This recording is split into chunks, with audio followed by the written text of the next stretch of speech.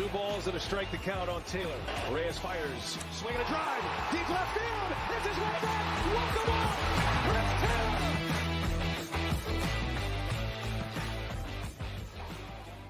What's up, everyone? Welcome into DodgerHeads Live, presented by DodgerBlue.com. My name is Jeff Spiegel, joined tonight by Blake Williams. We have a ton to get into. Shohei Ohtani's walk-off. We're going to do some hot take, buying and selling, injury updates, questions, of course.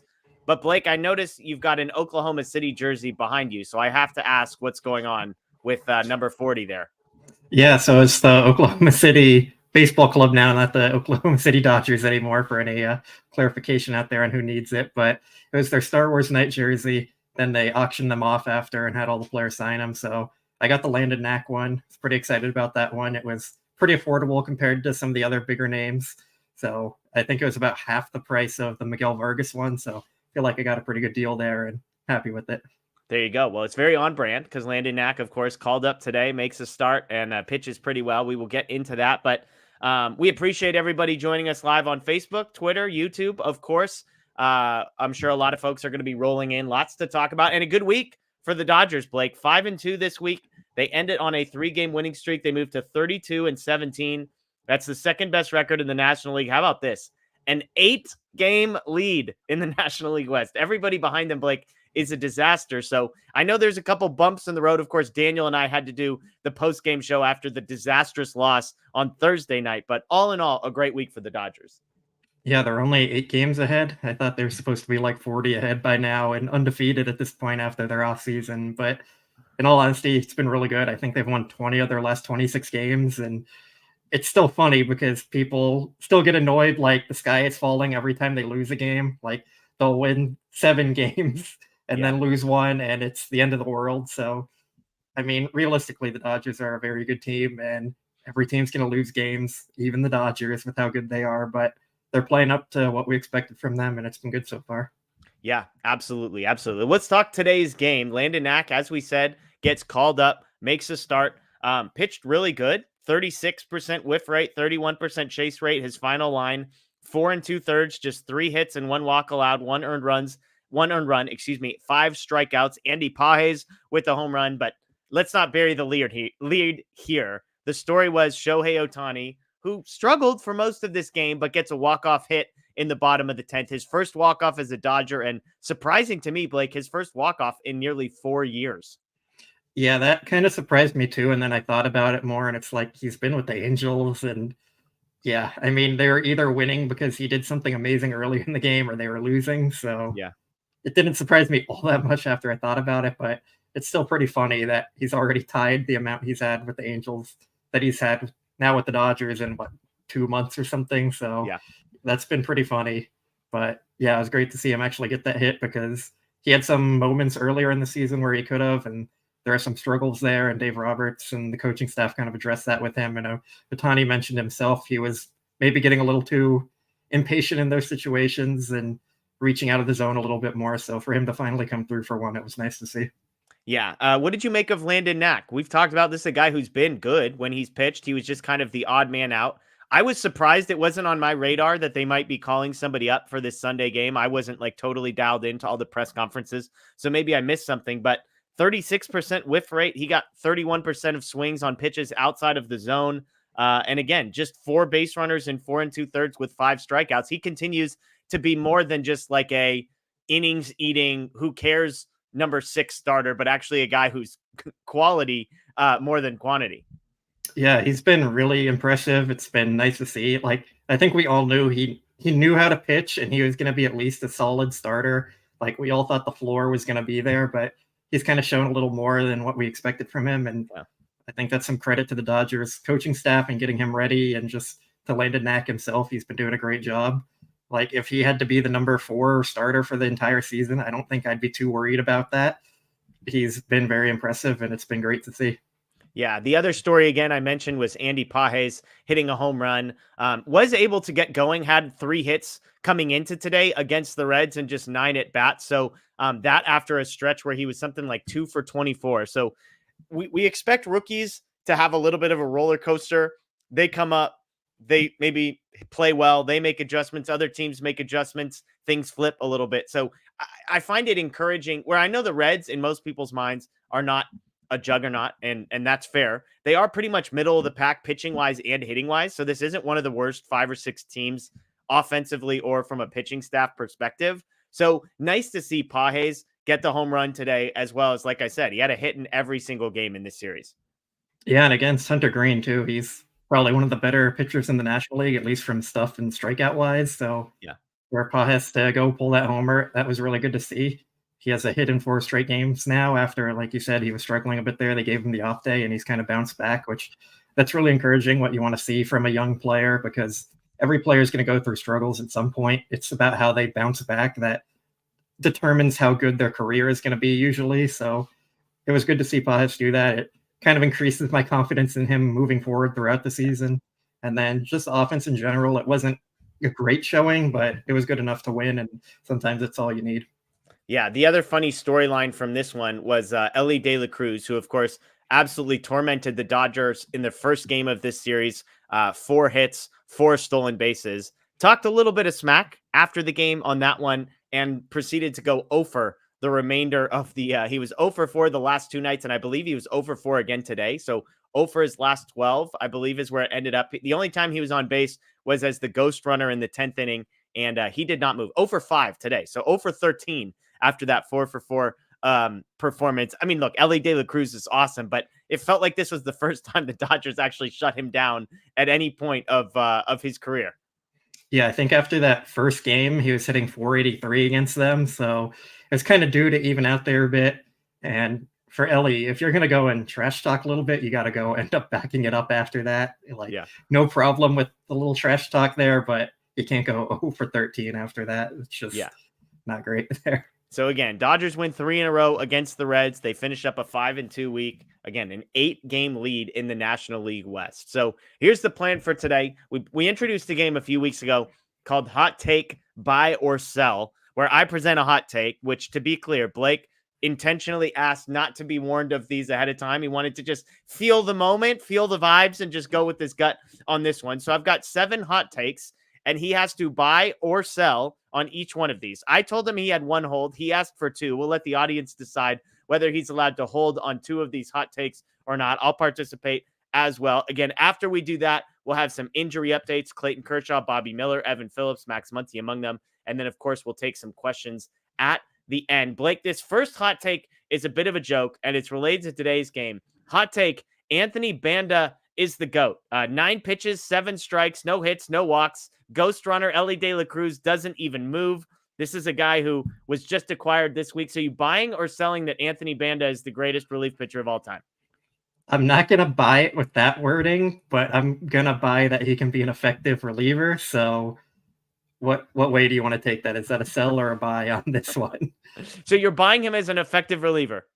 Yeah, I think so, because when he was coming up through the minor leagues, he was considered one of the top prospects in baseball for a while there. But like with a lot of pitchers, he dealt with injuries, and that kept pushing him back, and it eventually landed him into a relief role. And then he bounced around a bit. He played for like 6 or 7 teams and just kept bouncing around. But seemed like the Dodgers went out and got him because they saw something they liked. And today the stuff looked really good. So as long as he can stay healthy, I don't see why he can't be one of their under the radar relief pitcher pickups that ends up working out pretty well. And like, that's not to say he's going to be an elite high leverage reliever or anything moving forward. But if you get a productive reliever for basically free, they got him for cash considerations. I think you're going to take that every day. Yeah, the number that I liked was in 17 innings at AAA this year, he had struck out 38% of batters there. So that's the kind of stuff that I imagine the Dodgers front office is looking at and saying, all right, there's swing and miss somewhere in there. And they're comparing it to the career major league ERA of 5.69 and saying, maybe there's something in there. And if not, he'll pitch for a couple of days and then be sent down. So this was a joke, but let's get into the real ones here, Blake. Your first one, James Paxton has figured it out. Big Maple, your guy, has figured it out. His last 3 starts, all of which went 6+ innings, 18 2/3, 1.45 ERA, a .96 whip with 9 strikeouts and just 2 walks over that stretch. Buying or selling that over the last 3 starts, James Paxton has figured it out?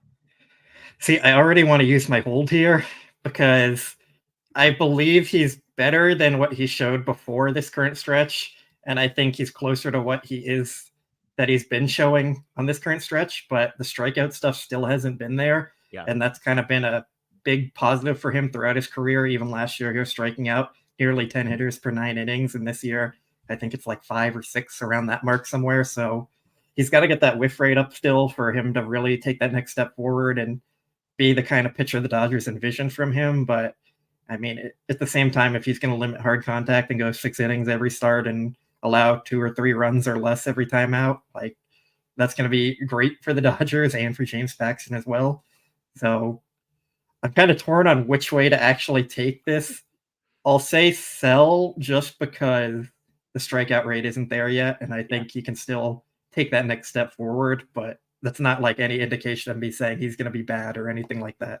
Yeah, I'm with you. I don't think the last 3 starts are kind of what we should be expecting from James Paxton. I pulled up some of that whiff numbers. His last 3 starts, so this was against the Braves, the Padres, and the Reds, a 15% whiff rate, a 20% whiff rate, and a 17% whiff rate. Basically his season average over those 3 starts.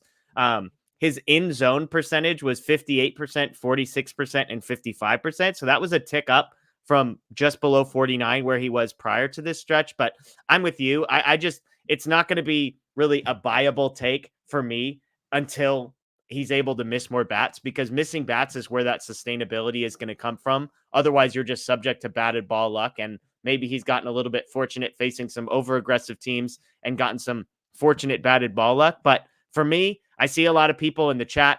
David's got a buy here. I believe we had Tim and Hawaiian Care also buying on James Paxton, but I'm with you. I'm going to sell here. I see smoke and mirrors. That feels like it. I'm with you. I don't think he's going to be like a 6 ERA guy. I just think he's going to be in the mid 4s, and that's kind of what to expect from James Paxton moving forward. Let's go to our next one here. Gavin Lux's uptick is sustainable, buying or selling. Here's some stats for you, Blake. Hits in 13 of his last 19 games. I looked up his hardest hit balls all season. 5 of the 8 hardest hit balls he has had this year came this week.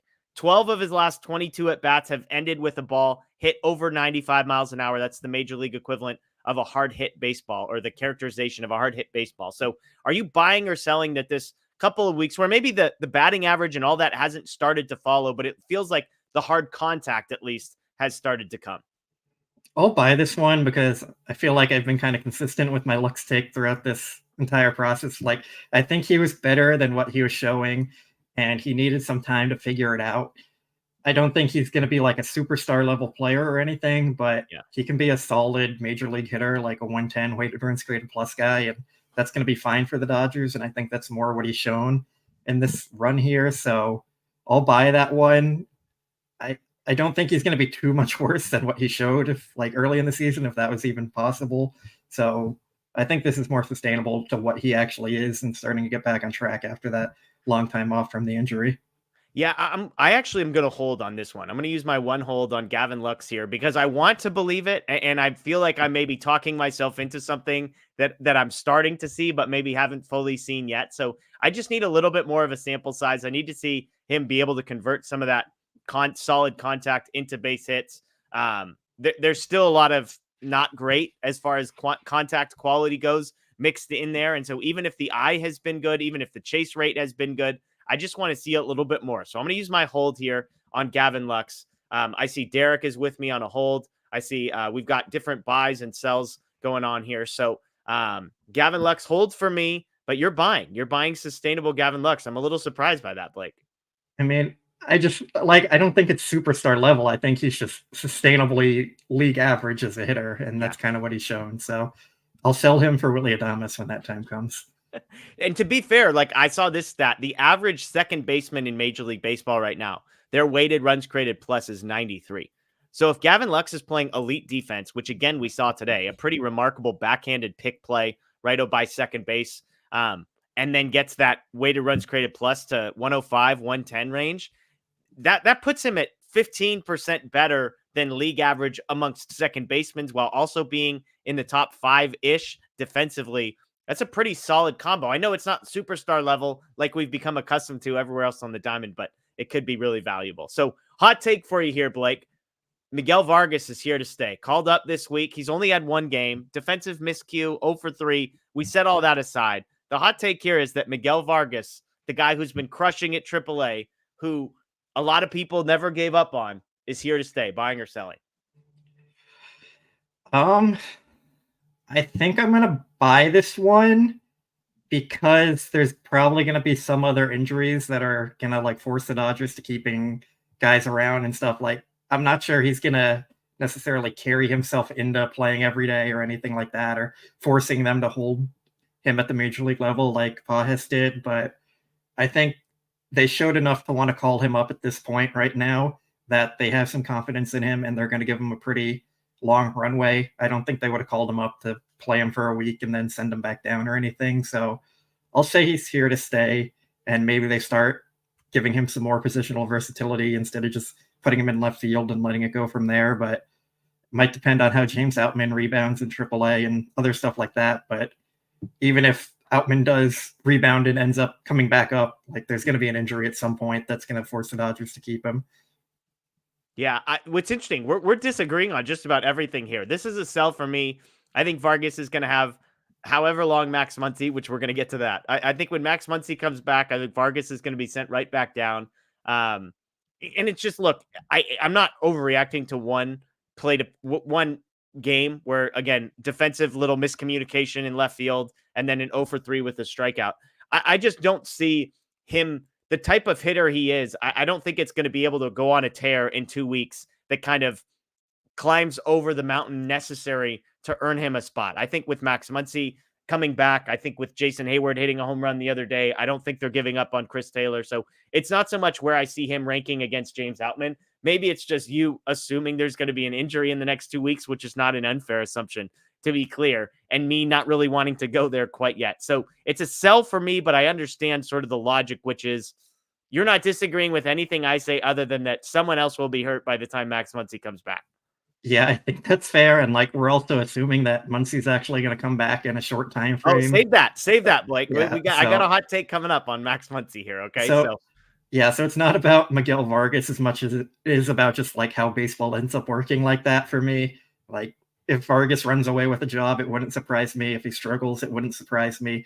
It's really not about him. I just kind of see it like he's probably just going to end up staying around because maybe they give Chris Taylor a stint on the IL or something else is going to happen that's going to keep him around. But I will say, if everyone stays healthy and everything goes to plan, Vargas would probably be the odd man out.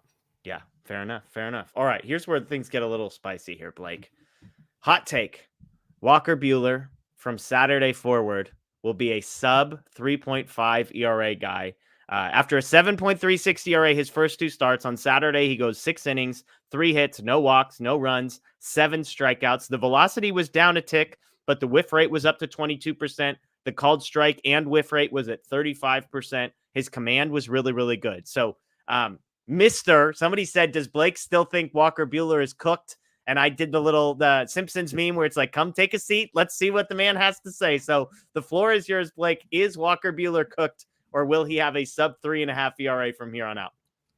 I mean, when I said cooked, I was talking about like a 4-something ERA. So if that's the bar we're going with here, I'm still going to kind of lean closer to that than sub 3.5. Okay. I think he's been encouraging, but it's kind of like the thing I was saying before with pitchers who aren't elite level aces. You're going to see flashes where they're just great and flashes where they struggle. And whether that ends up being more often than not for Buehler, I think it's ultimately going to be above a sub 3.5 ERA, because below 3.5 is really, really good. Like 4 is league average. So we're talking about a really good pitcher here. And I just don't know we're going to see that consistency with him enough yet, or if the stuff is actually going to keep holding up long enough throughout the season. So I think we're going to see some games where he just looks really good, some games where it's going to kind of be a struggle for him because he's closer to just being more of a league average type pitcher than an elite level pitcher, in my opinion. So I'll sell this one, but like, I feel like I'm benefiting here because if he has a 3.6 ERA or something, I'm winning this one. So I just feel like there's a lot more room for him to be a little worse than like back to elite level. I something you said last week that I found really interesting, and I think was actually funny enough, sort of confirmed in his quotes, which is Walker Buehler is a guy who is open to learning new things. Like, I keep referencing the Kershaw book, but when Kershaw met Walker Buehler, he didn't understand him because Kershaw was like, I'm just going to do things my way and nobody tell me what to do. And like was resistant to go to driveline as long as possible. Whereas Walker Buehler was like open to as much information as he could possibly get. And he still kind of controlled all of it himself and what he chose to do. But I think your point about him being a guy that, you know, he's going to be way more open to being adaptable and saying, how can I find minor adjustments and minor improvements in places where I can find inefficiencies and maximize myself, even if I'm not the guy that I used to be. And interestingly enough, he was asked this week, they said, hey, what if you tried moving your foot on the rubber? Because he had struggled to locate. He had trouble with walks. So they said, what if you moved your foot from being on the all the way first side end of the rubber and move it about 6 inches towards the middle? He did that today. It worked. His quote afterwards, I kind of heard some people out and it went better. So unfortunately, I'm going to have to keep listening to everybody, was his quote. This is why I'm buying Walker Buehler. This has been the narrative not the narrative. The mystery to me was Walker Buehler was going to have to become a pitcher. Eric Karros talked about this with Landon Knack on the mound today. He said, Landon Knack is not a thrower. Landon Knack is a pitcher. And Walker Buehler needs to go from being a thrower who could pitch to being a pitcher because he just doesn't have the dynamic stuff that he used to, at least not yet, even if the velocity has been really, really encouraging, I would say, on the whole. Higher than I think you and I would have probably guessed it would be 3 months ago. So I'm going to buy the stuff with Walker Buehler. I just think he's a guy who's smart. I think he's a gamer. I think he has all the intangibles. I think he's open to learning. And I think the velocity and the stuff and the pitch mix and the command were good enough that I'm willing to buy this one, Blake. Am I crazy on this one? I don't think you're crazy to buy Walker Buehler. My counterpoint is there were 18 pitchers last year that were a sub 3.5 ERA. Like, that's a very elite list there. So, like, I can't fully buy into him getting back to that point in his first year back. And if he has a 3.6, a 3.7 ERA, even like a 3.8, we're going to say that was a very successful year for Walker Buehler. Yeah. And I think everyone would be happy with that result there, considering everything he had to go through. So just getting back to sub 3.5, that's a tough sell for me. You're putting him into like Zach Gallen, Corbin Burns, George Kirby territory. And I'm just not sure he's going to fully get back to that point, even if he's a good pitcher this year. Fair enough. And to be clear, I rigged this so that the timeline started on Saturday, just before he threw his first gem and after the 7.36 ERA. So I'm helping myself a little bit there with the sub 3.5 ERA, but I think all of that is fair. Here's another fun one. This is, I would say, more of a joke than anything, but hot take. The Dodgers picked the wrong pitcher from Japan to sign this offseason. Yamamoto has been good, 3.21 ERA, although he did struggle against the Giants, giving up 4 earned runs. Imanaga, however, has the lowest ERA in Major League history across his first 9 starts, surpassing, do you know who he surpassed? Through the first 9 starts? First 9 starts. I'm going to say like Jacob deGrom or something. Anybody in the chat want to answer this one? Who did he pass as having the best ERA through 9 starts of your Major League career, 40-plus innings? Fernando? We'll see if anybody has. Do you have any more guesses here, Blake? Yeah, Young with Fernando. The correct answer. Fernando Valenzuela was the correct answer. So Fernando Mania, Imanaga, better than that. 0.84 ERA across 9 starts. I know Yamamoto is 25. Imanaga is 30.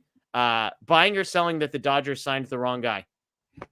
I'm selling that pretty easy.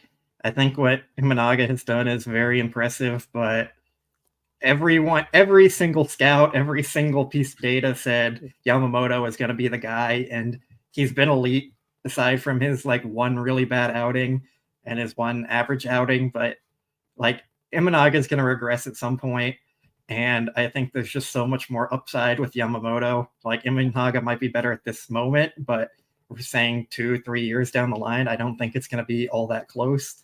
And what Imanaga has done is great, and not to take away anything from him, but no, Yamamoto was the right choice easily. If anything, I would say maybe they should have signed them both instead of just signing one of them, which is a talk we had quite a bit on our shows previously. So would have been a lot of money, but would have been worth it, I think. Yeah. Look, I'm with you. This is a hard sell. The Dodgers got the right guy. Yamamoto, over a much larger sample size, is more dynamic than Imanaga. He's 5 years younger.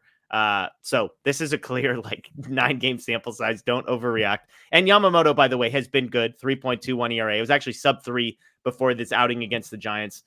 Expected ERA is good for Yamamoto. His FIP is good for Yamamoto. So the underlying stuff for Yamamoto has actually been, I would say, Blake, wouldn't you agree that Yamamoto has kind of been what we would have expected? It's just Imanaga has been dramatically better than anybody saw coming. If I told you Yamamoto had a 3.2 ERA through 9 starts, I think we'd all have been pumped about it, right? Yeah, I think that's pretty fair. I mean, what Imanaga has done has just kind of been crazy from what anyone expected. Most scouting reports on him where he's a good number 3 or number 4 starter, and that's kind of what his upside is, but he's pitching like the best pitcher in baseball right now. So will that last? I'm doubting it. I see Yamamoto as way more sustainable with a higher upside there. So yeah, it's just an easy sell for me. Yeah, fair enough. I'm with you. Last one here. You never used your hold, Blake. I'm proud of you. I want you to know that I'm proud of you because I know you're not one more. No, there's a 0% chance to use your hold on this one. Hot take. Max Muncy will really only be out for 10 days. I'm going to hold. No way. I'm holding. Jeez Louise. Until we see. You here. I mean, wait to see? Yeah, I'm what else is there to go off of with this point? I just met the one guy in the world who believes Dave Roberts. I love it. I don't believe Dave Roberts. It's just, I don't know. I'd probably sell this one if we're being honest here. The Dodgers injuries never go as planned. It's just, yeah, if he does come back, it wouldn't totally shock me. I mean, I guess I would be a little shocked. That's probably a lie there. Yeah, come on. Yeah, so yeah, I guess I'm selling it. I don't know really else what to say. We're all uniting. This is a last one here to unite us. We're over 1,000 people live with us. We appreciate that. This is a uniting question because we are all selling the crap out of this. He had a minor oblique strain placed on the injured list on Friday. The average position player time out because of a strained oblique was 26 days. I know the Dodgers have said it's minor, but man, like you said, I would be shocked if in 10 days, Max Muncy just comes back. Oblique, I don't have my full ranking off the top of my head. Oblique is maybe right after shoulder and elbow for the places that are injured that I just assume it's going to be longer. It's on par with hamstring. If you tell me you hurt your hamstring and you hurt your oblique, I'm just going to assume that whatever the time I have in my head, I'll just double it. Yeah, but on the other hand, Ryan Brazier seems to be progressing pretty well, a lot quicker than their timeline there with his hamstring issue. So maybe the Dodgers are making some progress with their injuries here. Maybe. Yeah, maybe. I don't know. It's a weird situation how they handle all their injuries and everything. Just be a little more honest about it, I guess. You're not really losing or gaining anything from it. So, yeah. This has been a big week for the Dodgers as far as injury updates go. Aside from the Max Muncy news that he's going to be on the injured list with the minor oblique, there were 3 other updates that we got just in the last couple of days, Blake, on Clayton Kershaw, Bobby Miller, and Evan Phillips. Let's talk about Kershaw first. Some positive news for a guy that they're still not expecting for a couple of months, but what did we see from Kershaw this past weekend that maybe should have some Dodgers fans encouraged? Yeah, so he started throwing off the mound at Dodger Stadium, which he was throwing in the bullpens, but he actually went onto the field and the mound there, and he started mixing in curveballs, which was encouraging. So seems like he's starting to make some significant progress there, and hopefully it keeps going well.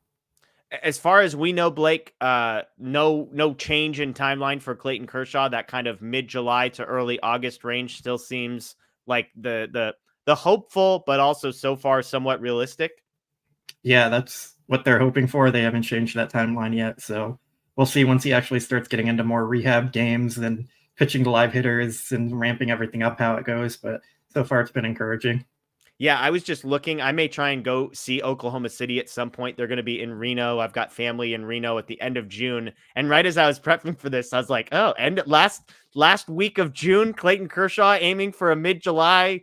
Yeah, who knows? That could be a nice little spot to see Kershaw, especially Reno, not, close to the West Coast. So who knows? I'm crossing my fingers that maybe I get lucky there. Bobby Miller, the other update here. He's been out since April 14th with shoulder inflammation. He was part of this back-to-back bullpen session with Clayton Kershaw. Dave Roberts says he's scheduled for a 3-inning sim game this week and then a minor league stint the week after that. Earlier, they were saying that because he hasn't been out for very long, that rehab assignment could be rather short. Like, are we talking 2 weeks away from Bobby Miller, 3 weeks away? What do you think? If I had to guess, I'd say 3 weeks just to be safe because things always go a bit haywire with injuries and pitchers especially building their arm up, and I think they're going to be really cautious with them.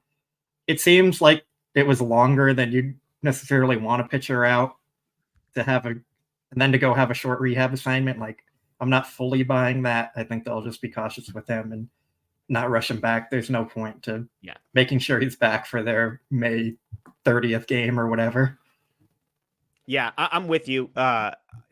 Whatever Dave Roberts gives me an injury update, I just don't believe it. So when he said it's going to be a short rehab assignment, of course, that was a couple weeks ago. So maybe they thought things were going to progress a little bit more quickly. But I mean, I've got to imagine it's at least 2 rehab starts, right? Like if they do a 3-inning sim game and then 2 rehab starts, that feels like a minimum, right? I would think so, but maybe they try and sneak in 1 rehab and then just go light with him when he comes back to the rotation. It might depend on how the rotation actually ends up lining up. If it's a bullpen game that's also lined up for Bobby Miller to start a rehab assignment that day, or like go on another rehab game after already making one, then maybe they're like, hey, maybe you come back, throw 4 innings at the major league level, and we'll go from there. So I wouldn't totally rule it out that he's back a little sooner, but I still think they're going to be a little more cautious with him.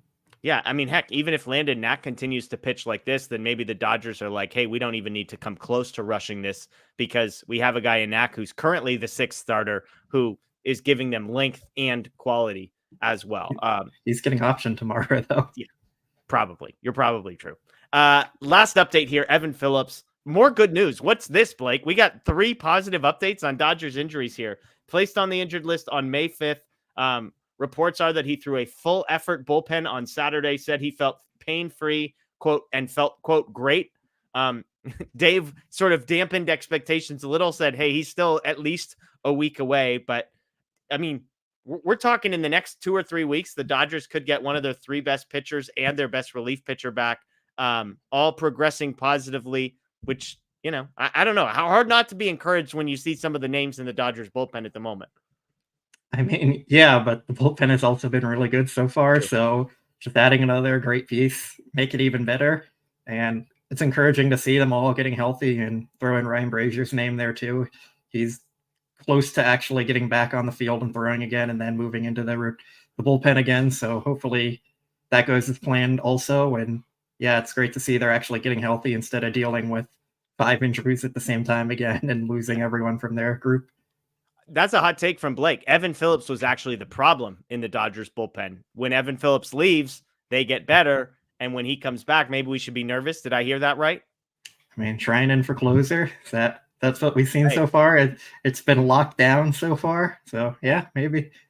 Yeah, I mean, look, and if every weekend could be Armed Forces Day for Blake Trinan, I mean, we'd be freaking, that guy'd have a 0.0 ERA. He was just fired up for the troops today. So shout out to Blake Trinan in the Dodgers bullpen. But again, 3 positive injury updates from the Dodgers: Clayton Kershaw, Bobby Miller, Evan Phillips, all positive. And again, the last we heard on Max Muncy is that it's minor. They're expecting him to be the minimum, I believe, was Dave Roberts' language, 10 days. So start your clocks and tell me if Dave Roberts is actually telling the truth, but positive injury updates there for the Dodgers. All right, let's talk a little bit. We've mentioned So Rare. We've talked about the sponsorship. They're supporters of the show. Blake, we've got some stuff to touch on. We've got competition starting tomorrow morning, very bright and early. I believe the first game is at like 9:45 a.m. West Coast. So if you have not joined So Rare, it is a fantasy baseball-esque competition. Click the link in the description below. Join me, join Blake in playing. I was texting with Blake today because the competition ended on Friday through Sunday. It ended today. This morning, I was in 8th place out of 11,148. I was on pace to get like a tier 1 limited card, which is the type of card that's actually worth 30 to 50, 75 real dollars. It fell apart for me from there. I had Ohtani and Acuna in the afternoon. Acuna stunk. Ohtani had the game-winning hit, but that was just about it. So I finished 115th. Still very good. Still very pleased about that. But Blake, let's talk through our lineups. We've got a Monday through Thursday stretch ahead of us. Who are you throwing in your lineup for this week's games? Yeah, so I went with two pitchers, starting pitchers. I went with Yamamoto and Luis Castillo. I feel like that's a good combo there to have to kind of guarantee me something like 30 points each.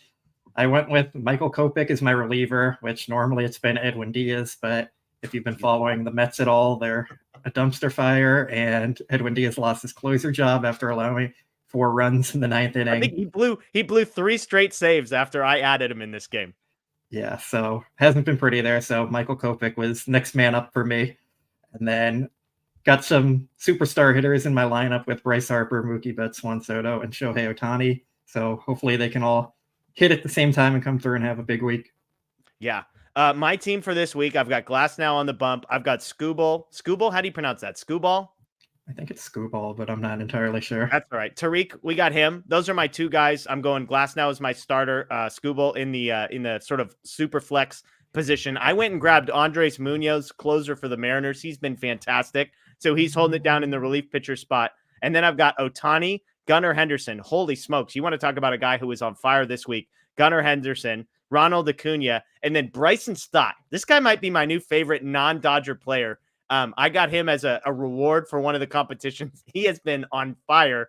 Couple runs, couple hits today. So that's my squad again. Hoping for a little bit of repeated success from this past week when I had, 220 something points, finished 115. So if you have not joined So Rare, join Blake, join me. We'd love to have you compete with us. It is free to join. All you got to do is click the link in the description and sign up before tomorrow morning. Enter your first lineup and join us there. We do have a couple super chats here, so let's get to those. We apologize for the delay on that. Not Jeff Spiegel has a question for us, Blake. Is Gavin Lux a Dodger next year? Your thoughts, Blake? Yeah, I'm still saying no. I've kept with this one. Like, even if he has a solid year, I think that would just increase his trade value with them. I still see Mookie Betts as a long-term answer at second base. I don't think they're going to keep him at shortstop. And this offseason might be the last realistic chance to add a quality shortstop to the team, because most of the good shortstops are locked up for quite a while now. And you have a class this year with, I think it's 2 guys that are both pretty solid options. So I still see Willy Adames as like the perfect fit for this team in the future. And I just don't know where that would push Gavin Lux besides to another team when they end up moving Mookie back. Yeah. Is Ha-Seong Kim the second sort of free agent guy that you have in that category? Yeah, he might be the next year, though. I don't remember the exact year for him, but there's basically 2 guys left. This offseason.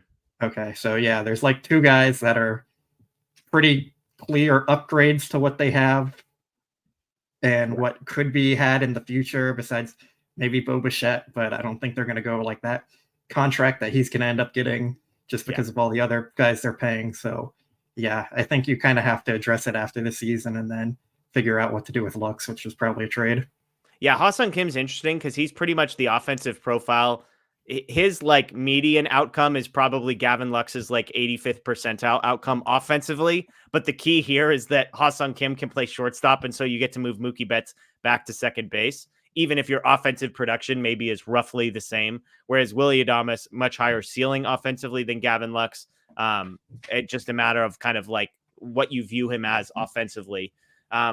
And I think the biggest assumption, which is one that I think is a fair one based on what the Dodgers have said, is, are the Dodgers uncomfortable with Mookie Betts playing shortstop for very long? Because if the answer is yes, then Gavin Lux will not be a Dodger for very long, because he's the only pathway for Mookie Betts not to be playing shortstop. One person followed up, and I'm curious, Blake, do you think Gavin Lux is a Dodger at the end of this season? I'll say yes, because I think the Brewers are going to be competitive enough where they hold on to Willy Adames. But at the same time, the Brewers have also traded off pieces that were set to be free agents while they were competitive. So yeah, I'd say like a 60% chance Lux is still a Dodger at the end of this year, and maybe like 25% that it's Adames, and whatever the rest is at some other person. Yeah, I'm with you. I think he's going to be, I can't imagine, I can't see the Dodgers like giving 150 cents on the dollar to go get a guy like Willy Adames for a couple of months. It's just my view. So I think he finishes it out. They ride it out, especially if Lux is better offensively, and then they figure it out from there. Laura with another super chat here. Any news on Joe Kelly? I have not heard anything. Have you heard anything, Blake? The last thing was from like May 7th or something that just said his shoulder injury wasn't believed to be severe, which, as we've already established on the show and many previous ones with the Dodgers, that could be anything from he'll be back in a day to he's never returning. So that's all we really know about Joe Kelly. Yeah. Yeah. So sorry we don't have much of an update there. Although, I mean, I guess at some point you don't have room for all these guys in the bullpen. So if Phillips is on his way back, if Brazier is trending back, if Banda's the greatest pitcher that we've ever seen from the left side, they got to find room for these guys anywhere. So thank you for the super chat to both of you, not Jeff Spiegel, and to Laura as well. Lara, excuse me. Let's take some questions here. Again, we've got over 1,100 people in the live with us on YouTube, on Facebook. Again, we appreciate that. That is Blake Williams. I'm Jeff Spiegel. This is DodgerHeads presented by DodgerBlue.com. We will take some questions, though. All caps questions. Throw those in the chat, and we will go from there. Larry wants to know, is it reasonable to think Paxton and Stone can combine for 30 wins? They are currently at 9 between them. What do you think, Blake? That seems like a big number to me. I mean, I don't think it's totally out of the realm of possibilities just because of how good the offense can be. And when they really start to hit their stride, maybe they're going to be scoring 6 runs a game, 7 runs or something like that. And I'm going to say no, but it wouldn't totally shock me if that ends up happening just because the Dodgers are going to win a lot of games this year. And that means a lot of their starting pitchers are going to end up with a lot of wins. But I think that's a pretty small possibility, maybe 10, 15%. Yeah. So I can't totally rule it out because of how good the team actually is.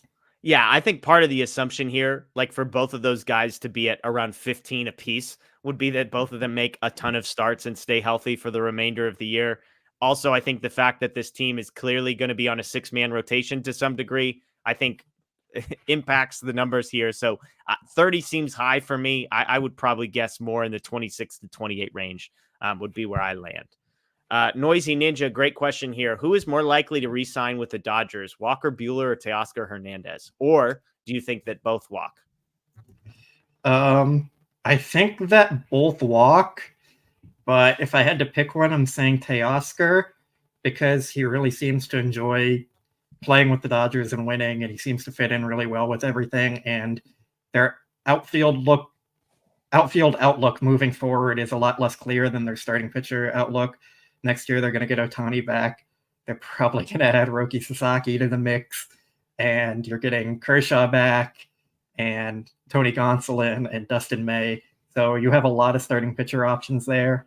And I think Buehler might end up going to a more pitchy-needy team that ends up paying him more than the Dodgers would be willing to pay. Yeah, I'm with you. I think this is strictly from a need perspective.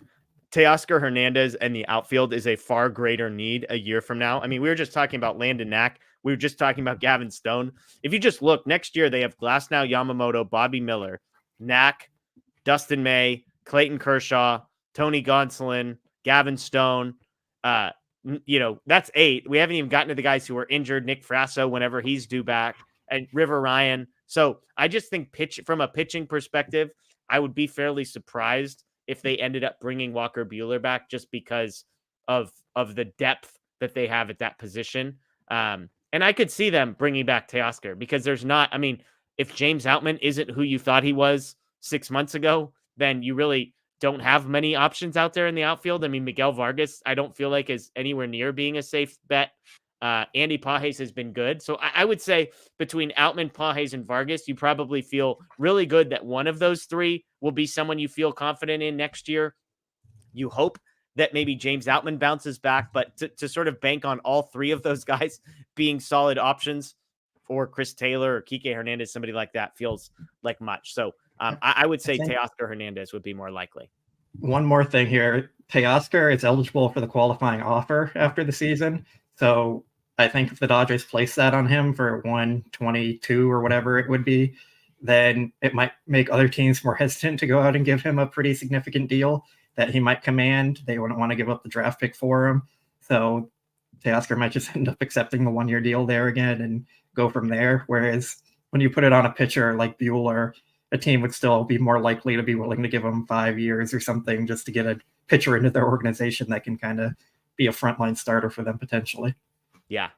Tim wants to know, why can't Yamamoto pitch on the same schedule as the other starters? Are they being overcautious? Tim, he actually is on the same schedule as all the other starters. Everybody is on a 6-man rotation schedule at the moment.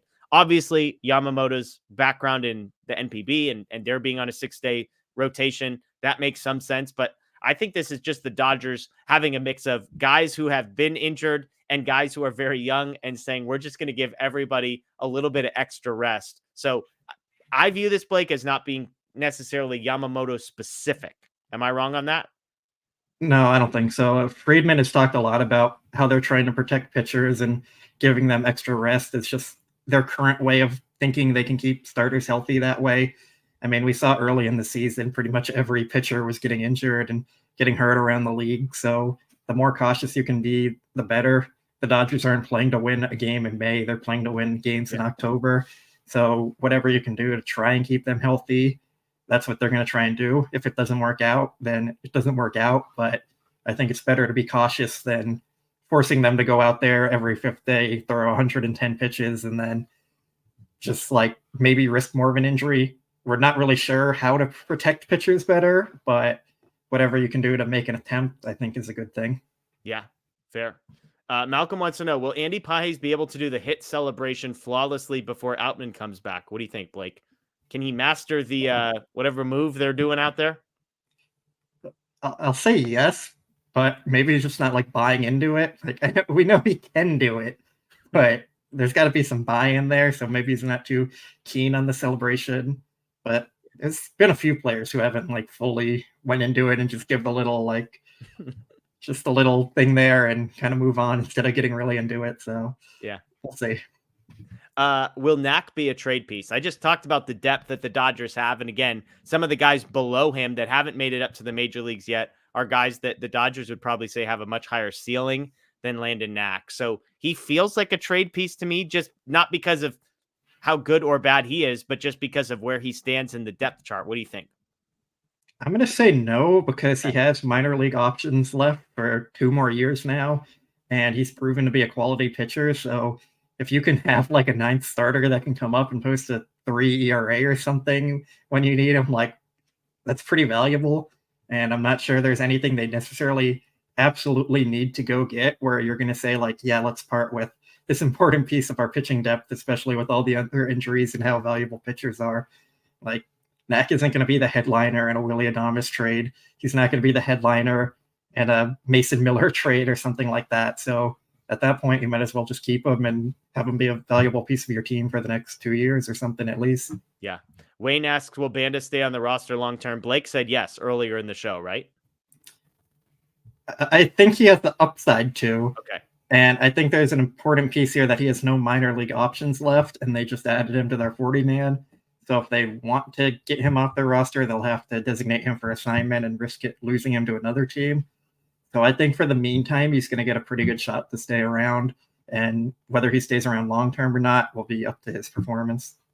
Ederico wants to know, why can't the Dodgers and most teams go the distance in pitching? I hate that innings and pitch count somehow contribute to the injuries. Why can't they go far into games like Randy Johnson used to? I mean, I think it's just every team wanting to be cautious with their pitchers. And a lot of times back when teams weren't cautious with their pitchers, you saw guys getting hurt and ending their careers very early. Sandy Koufax is a very famous example of that.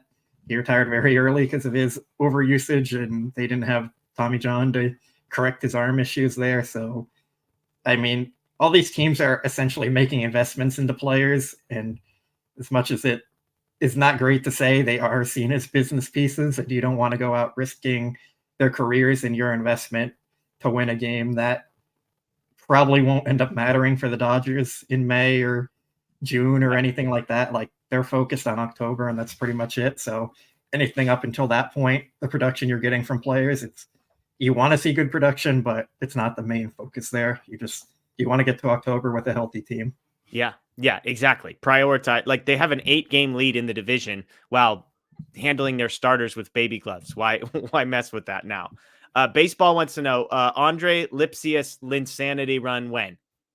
Yeah, he's been tearing it up in the minors, but I don't think they really have a spot for him on their roster at this point. So maybe when there's an injury or something at some point, he's the next man up. But for the meantime, I think he's going to stay in Oklahoma City for a bit.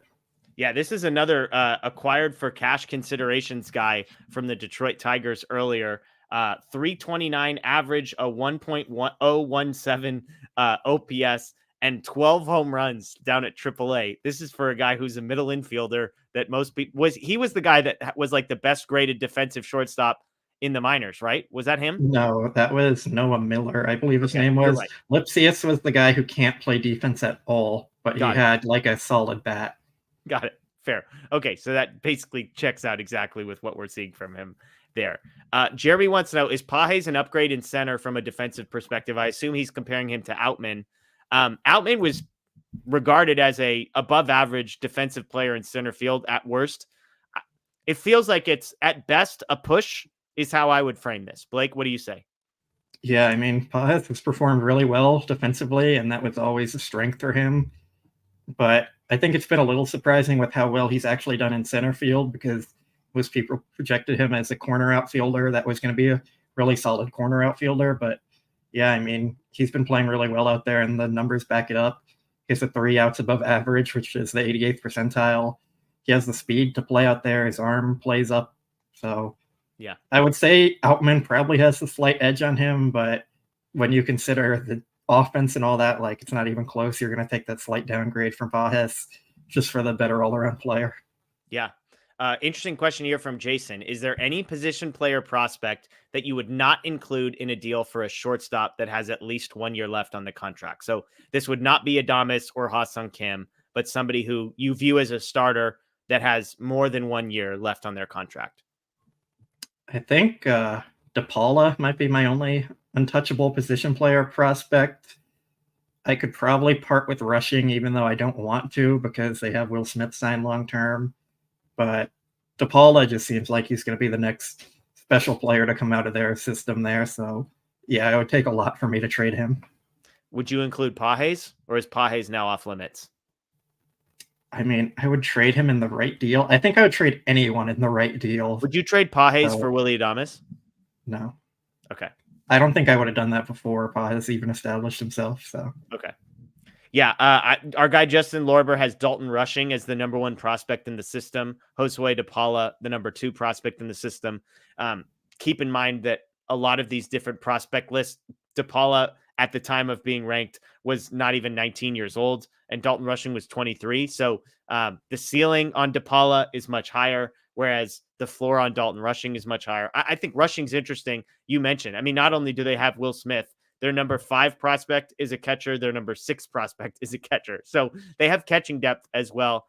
So yeah, I think DePaula is a pretty good answer as far as a guy that DePaula has superstar potential. I'm not saying he's going to get there, but sometimes a prospect ceiling is like, you know, Gavin Lux, like we're talking about, like, hey, he's going to be like a 3-win player who's like above average, and that's really good, you know, but you don't want to trade a guy that turns into, you know, a perennial all-star. Jordan Alvarez. Yeah, exactly. Hey, you know, well, Josh Fields, he was decent, you know, helped him win some big games there, Blake. Yeah, and then I think he pitched in game 2 and allowed the home before McCarthy did. Yeah. In that World Series. So yeah. Hepatitis says, will the Dodgers be able to upgrade significantly at the deadline? Given how it lacks names and positions they need, like shortstop and outfield potentially, or will they have to leave the lineup untouched? I mean, I just struggled to see like where the obvious glaring need is on this roster personally. But what do you think, Blake? I think they'll be aggressive in looking for people. I don't know if anything will come to actually fruition from that aggressiveness. They're very much in a buy now, win now mode. Yeah. So if the right piece comes around, I don't think they'd hesitate to go make a deal and upgrade the roster. But it's really hard to project who's going to be available as we sit here on May 19th, because teams are going to make some last minute decisions on whether they want to sell or not. So based on right now, I'll say they'll probably make some significant deal, whether it's for a reliever or an outfielder or a shortstop or something, but it's hard to predict any like actual name who that's going to be. Yeah, I could see outfielder depending on kind of what Hayward does, depending on what Pages does. I could see an outfielder being the move. Super chat here from Junsu Kim. What's your take on AJ Ellis's take on Dave Roberts in the Kershaw book? And is his rapport with the players less than what the media portrays? If you haven't read the Kershaw book, Dave Roberts and Clayton Kershaw did not have a great relationship. Apparently it's a working relationship, but they are not friends. Kershaw at one point was quoted as saying, have you talked to Dave Roberts yet? He wasn't sure what Dave Roberts was going to say about him if he was interviewed for this book. It felt like to me, no, I forget. Have you read the book at all, Blake? Not yet. I just got it like 2 or 3 days ago, I think now. So. Okay. It feels like it's a unique to Kershaw kind of a deal because of Kershaw hated getting taken out of game. I read the book and I think Kershaw would have not gotten along with any manager that he ever had. I think any manager that was trying to take him out of a game, he was not going to like that guy. Any manager, when asked, hey, is Clayton Kershaw healthy? And being the type of person who believes it to be his job to answer that question with some degree of truth, is not going to be Clayton Kershaw's favorite person. Clayton Kershaw expects his manager to lie about his health, to lie about his stuff, to leave him in the games until he dies on the vine, like all those types of things. So that's my view. I don't think my view of Dave Roberts didn't change at all after this. If anything, I was like, Clayton Kershaw is probably a really difficult guy to manage. And I freaking love Clayton Kershaw. He's my favorite Dodger of all time. He might be my favorite athlete of all time. But that's my take. I know you've heard some of the discourse about this, Blake. Like, do you have any thoughts from the outside? Yeah, I don't think it's any issue or anything. Like, a manager's job is to manage, not be players' best friends. And no matter where you're working, you're not going to always get along with everyone. It's really just about being professional enough to manage it at the time. And I think Dave Roberts has done a really good job of that. Like, we haven't heard any of these issues coming out and affecting the team or affecting Kershaw's play. Like, we saw with the Padres, they had some clubhouse issues and they kind of blew up, even though they had a very talented roster. Yeah. But with the Dodgers, that hasn't happened. And I think both of them are professional enough to know that they're just doing their job and they don't have to go be best friends or anything. It's just, that's what it is. And they're going to deal with it. And I don't think it really matters all that much. Yeah. Rod with the super chat. Thank you, Rod. We appreciate that. June, we appreciate that as well. A couple more questions here. Hawaiian Kier wants to know how long until Outman improves his offense and gets recalled to the majors. I mean, I think there's a chance, Blake, we don't see Outman the rest of the year. I think there's a chance of that happening, but I'd probably bet more on we do see him again at some point. I don't know how long that will take or how much the Dodgers will actually make a rush to get him back up. It might depend on some of the health of the other guys and how people are performing. But, I mean, it's baseball. Anything can happen. I don't think if we talked about this on February 10th, no one would be saying, like, yeah, how is Outman doing in the minor leagues or anything? It's just so unpredictable. So, yeah, I mean, anything can happen at this point, and it's just going to be up to James Outman to start producing again and get back on track. And to be clear, I love Outman. I believe in Outman. My view on he might not be up is just based on the logjam in front of him. Like, I think it's possible that Pages sticks. I think that seems fairly likely. Miguel Vargas, depending on what he does, if Max Muncy comes back, I could just see a scenario where James Outman is not even the first guy in AAA called up when the next injury comes. Outman has not played in a game, as far as I can tell, at the minor league level, unless he got into a game today. Do you know if he got into the game today, Blake? I didn't follow OKC today, so I'm not sure. Okay. I was trying to look it up. So it's possible they just gave him a few days off to kind of, take his lumps a little bit and get back to where he was. Let's see. Was not in the lineup. Was not in the lineup today. So we'll see. Rod, how surprised are you Treinen has been this good after missing 2 years? I'm not surprised by anything. Like, Treinen, well, in my mind, is going to be 46, and the sweeper is going to be moving 32 inches from right to left, and nobody's going to be able to hit it. I'm surprised just from the sense that shoulder injuries are so tough to come back from, and it took him so long, and he had so many setbacks and just different things going on with it, that for him to come back and be this good this quickly has been very impressive, in my opinion. So, yeah, I'm definitely shocked. I thought he would have been closer to maybe like a league average reliever, maybe a little better at this point, and maybe with some more like run and shaking off the rust that he'd end up getting back to an elite level. So to come back right out of the gate and be elite has been blown me away for sure. Yeah, fair enough. Fair enough. We've got a food question here. David wants to know, I don't know if this has been asked, but what is Blake's favorite food at Dodger Stadium? The carne asada potato. Shout out to Matt for recommending that one. You can get it behind right field there. I think that's the best thing, like taste-wise and value-wise there. But next time I go there, I want to try the fried peanut butter and jelly and banana sandwich. So Wow. that's on my radar. That sounds amazing. Is it like a Uncrustable with some bananas mixed in and they just throw that bad boy in the fryer? I think they make it themselves, but I'll have to report on it. Yeah. Sorry. I'm not implying they were just throwing Uncrustables. It's just like a sealed off type of a deal. That sounds amazing. I'm in on deep fried peanut butter and jelly, banana, the whole mix. Are you a fan of like peanut butter banana sandwiches? Are you into that? Yeah, I like them. I'll eat them. Okay. You're a peanut butter guy, right? Yeah. Me and Scott both are. Yeah. Peanut butter's great. Crunchy, creamy. What do we got? I don't really care. I don't have a huge preference. I like both. Okay. Yeah, I'm a creamy all the way guy on those. Okay, let's see. A couple people asking a similar question about the. We'll go out on this one unless somebody's got a fun question to go out with. Where was it? Somebody was asking about starters and basically like what does the rotation look like by the end of the season? We'll just leave it at that. So the playoff one. Sure. Well, let's just say end of the season. Oh, here we go. Okay, that one wasn't what I was thinking of, but we can answer this one. Do you think starters have a hard time adjusting back if they go 6-man rotation all the way through the year and then kind of are on a quote unquote normal 5-day rotation in the postseason? Do you think that's going to be problematic? I think it could be, and I think it's something they'll have to be conscious of. Maybe in September they start trying to adjust pitchers back to a more normal schedule, but in the playoffs it's kind of all hands on deck and everyone's giving it their all. So I think we've seen players can kind of adapt to different circumstances in the playoffs, going on short rest or long rest if they need to, or coming out of the bullpen when they're not accustomed to it. So the playoffs, it's just your momentum and your adrenaline kind of carries you, and it's not as much about routine sometimes. So it's something they'll have to be mindful of, but I don't really know if we have a for sure answer to this because no team has ever really done it. Yeah. Okay, this was the one. What does the rotation look like once Kershaw and Miller come back? This from Noisy Ninja. And I'll just frame it as everybody's healthy. She makes the assumption. I'll make the assumption. You're going to hate that assumption. Everybody's healthy. The Dodgers have Glasnow, Yamamoto, Bobby Miller, 1, 2, 3. They're looking. Dave Roberts looks down the bench. He's got Kershaw there. Dustin May's been pitching for the last 3 or 4 weeks.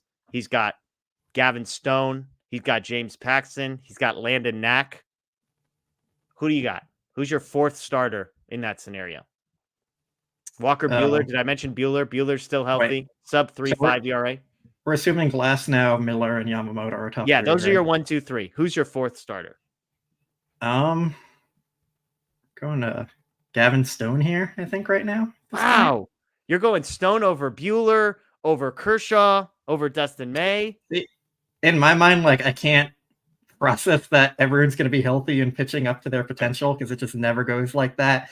If we're saying they're pitching to their potential and not just healthy, I guess we're going to go with Kershaw and Buehler to close out the final 2 spots. But just with my projections on how I think things are going to go, I'm going to lean towards Stone here. He's been pitching very well, and I think he's kind of earned a spot to stick around. Who do you think I'm going to say? I feel like this is an easy question. You're going to say Buehler and Kershaw. Oh, Kershaw. Kershaw's number 4. I would have Kershaw 4th. Buehler probably 5th. Although I like Gavin Stone. I've been pro Gavin Stone as well. So and Dustin May, he's nasty. So anyways, good options. Okay. Last question here. Fun one from Derek. And I asked, I love this because you've probably thought about this, or at least like, I imagine really. You've spent money at Dodger Stadium. I'll just leave it at that. If you had a $500 gift certificate that can only be spent at Dodger Stadium, what are you buying? On club level, they have like a game used and authentic signed store kind of thing there. So I'd probably try and look for something there. And I think behind home plate on field level, they have like an art store where they sell paintings and stuff. So I'd probably get something from one of those 2 places. Don't think I'm really buying anything from the team store. Like the jerseys are going to eat up that entire certificate, and Fanatics jerseys are not worth it. Don't buy one. So for me, I'm probably just going and looking for something there, like a painting or something to hang up in my office, or an autograph or something cool, unique. You think after you spend $30 on a bucket hat, do you think you'd still have enough with 470 to get something from the game signed section? No, if we had that, we're not getting a bucket hat. That's kind of an anytime thing. We're Wow. looking for something more unique. No, and there's no Dodgers lightsaber we can get for $500 or anything. No Dodger Wookiee gear At the stadium? I don't know. I don't know. Maybe they got some Star Wars themed stuff. I know they've had a pennant that's like Yoda on it and the Dodger logo before, but that's still like $10 or something probably. Well, now it's probably like 20, but Yeah. still, I don't know. I'd look for something unique. Yeah, I'm going with, like, if I've got a $500 gift certificate, I'm setting aside $80 and we're just going to town from a food perspective. Last time I was there, I bought a $22 beer and I hated every second regretted it immediately. But if I've got $500 to spend, we'll get a $22 beer, and that gives me a couple food items and maybe a snack for the rest of the way there, right, Blake? I mean, you're probably getting like 1 or 2 items for $80 there, so that's just why like I wouldn't buy food there. Also, you're not getting the value. Okay. If you want to get something, just get the carne asada potato for $20 and enjoy your day. Yeah. Well, and we might do some things that just for nostalgia purposes. Probably some nachos. Got to get some Dodger Stadium nachos. Big fan of those. Maybe a pretzel or something. Maybe got to get some sort of ice cream treat. So there's $80. The rest, I'm going to the store. Maybe pick up a couple hats. Let's be honest. We're going to grab some bobbleheads. I'm sure they sell bobbleheads still at the store, right? I think they have some kind, but like not any good ones. Yeah. I think they have some kind, but I don't think any of them are worth buying necessarily. Sasha wants to know if you're buying the Pop-Tart jersey, Blake. No. You want to buy the Pop-Tart hat, though. The hat's okay, I think. The jersey... The alleged Pop-Tart hat, to be clear here. The hat doesn't have the marks on it, though, does it? It's just like a navy blue hat. Underneath on the bill, it has it. Yeah, underneath is fine, but yeah, I don't know. The jersey, just the DirecTV logo on it, the Pop-Tart coloring, it just doesn't make sense at all. Yeah, I've already been on record. I don't like that D logo, so the fact that it's prominent on the hat, it's not my favorite, but we disagree on that one. So, hey, folks, we appreciate. I see a question: are the City Connect jerseys confirmed? They still have not been confirmed, right, Blake? They're not confirmed, but like it's about as confirmed as they can be for a league. It's as officially confirmed as possible. So, folks, we appreciate you joining us again. 1,300 people here on a Sunday night. Thank you. We do these live shows Tuesday nights, Friday nights, Sunday nights. So we appreciate everybody who joins us for that. If you're new here, thank you. You can subscribe to our podcast, Apple, Spotify, Google, find the DodgerHeads podcast, or you can subscribe and ring the notification bell right here on the Dodger Blue 1958 YouTube page. As well, you can check out DodgerBlue.com for game write-ups, breaking news, all that sort of thing. Dodger Blue 1958 on social media. A couple shout-outs. Again, So Rare MLB. If you have not joined, it is a ton of fun. I'm not just telling you that because they're a sponsor. I've got a buddy that we text like 12 times a day about our So Rare teams. So sign up at the link below, and you can enter a contest. The next contest begins Monday morning at like 9:45 a.m. So you've just got to get a lineup set before then to enter, and you can compete against folks like Blake and me all over the place. Also, shout out to Homage, who sent us some cool gear in the past. Foco, who's hooked us up and has some awesome Dodgers gear as well. So wanted to give them a shout out. That is Blake Williams. I am Jeff Spiegel. Thank you, everyone, for joining us. Enjoy the rest of your night. Go Dodgers.